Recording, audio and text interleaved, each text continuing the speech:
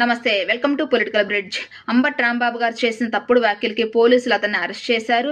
Court కూడా 14 రోజుల వరకు రిమాండ్ విధించింది. ఇతను కనుక బయట ఉంటే అతనికి ప్రాణహాని ఉంటుంది అని చెప్పేసి పోలీసులు కోరారు రిమాండ్ విధించాలని. అంబటి రాంబాబు గారు ఒక లాయర్. ఏం మాట్లాడితే తనకు బెయిల్ వచ్చిందనే విషయం కూడా అంబటి రాంబాబు గారికి తెలుసు.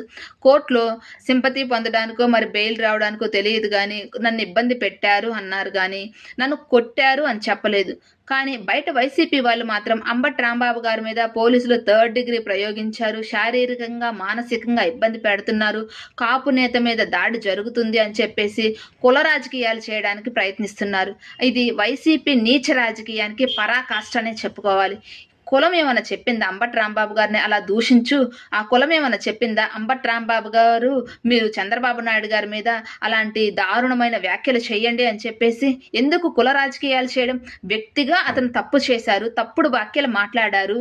ఆయనకి సంబంధించింది కాకుండా మధ్యలో ఆయన కులాన్ని తీసుకొచ్చి కుల రాజకీయాలు చేయడం అనేది అసలు ఎంతవరకు కరెక్ట్?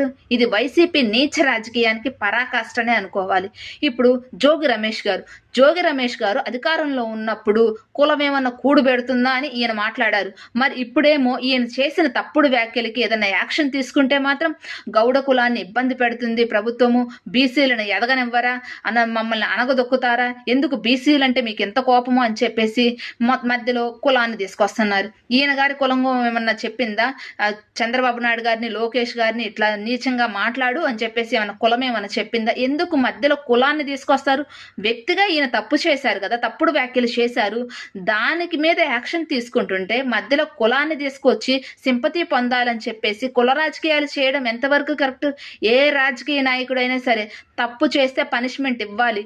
మొత్తం ఇప్పుడు కులాన్ని తీసుకొచ్చి కుల రాజకీయాలు చేయడానికి, తాను సింపతి పొందడానికి రాష్ట్రంలో కులాల కుంపట్లు రెచ్చగొట్టే నాయకులను మాత్రం ప్రజలు బహిష్కరించాలి. ఏమంటారు? కామెంట్ చేయండి. వీడియో నచ్చితే లైక్ చేయండి, షేర్ చేయండి, సబ్స్క్రైబ్ చేయండి. Thank you.